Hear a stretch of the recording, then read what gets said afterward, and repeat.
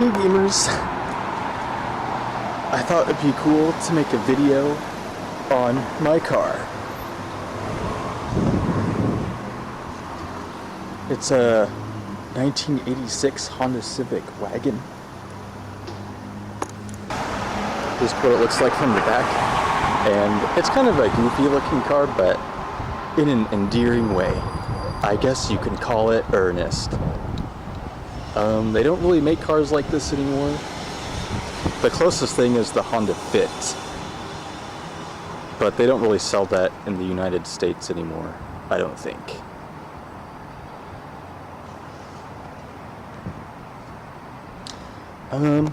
It's four-wheel drive as well, which is pretty cool.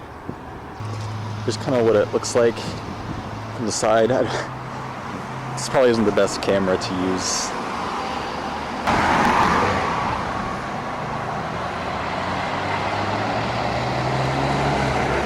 Here's kind of a contextual shot of it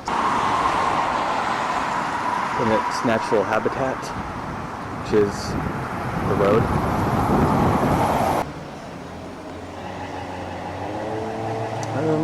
Just kind of give it a look. Here's what it kind of just looks like.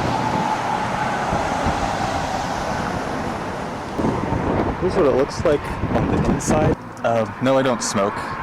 That's just there for aesthetic purposes. But yeah, very 80s, obviously.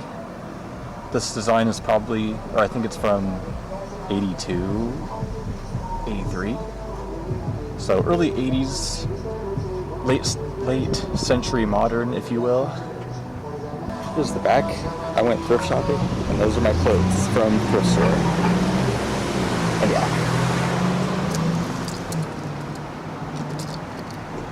One thing that's pretty cool is the seats fold down really nicely, like that.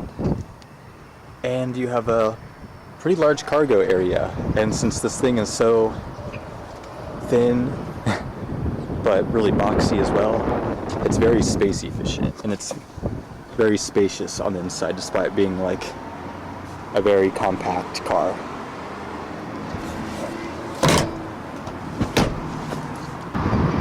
Here's the trunk.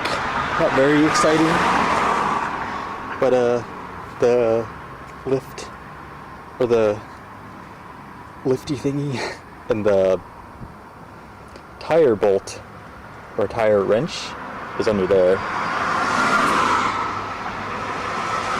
And yeah.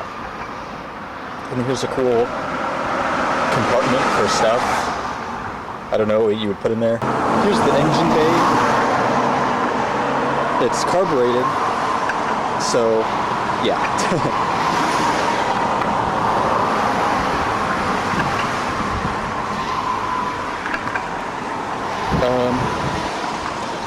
It originally came with a lot of vacuum tubes. I don't know if it's really dirty, that thing, but that's basically a vacuum tube guide or diagram.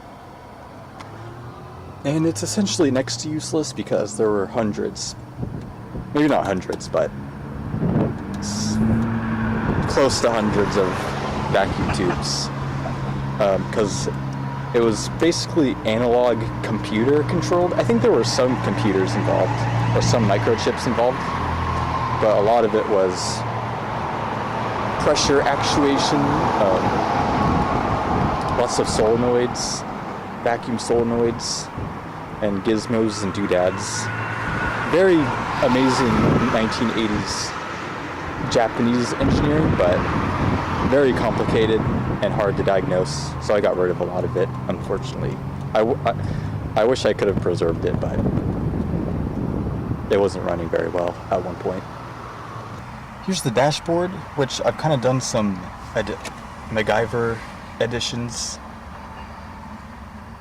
This is basically an electrical load compensator. I can show you. Oh yeah, so this is how I start it. So on a cold morning, or really any morning, even if it's summer,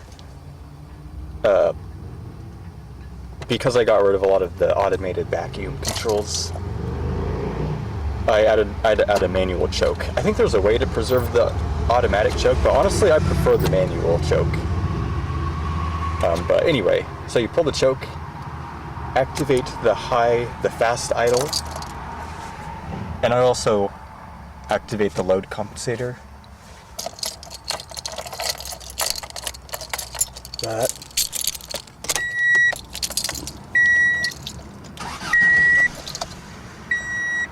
Oh. It's warm now, so I don't need the choke.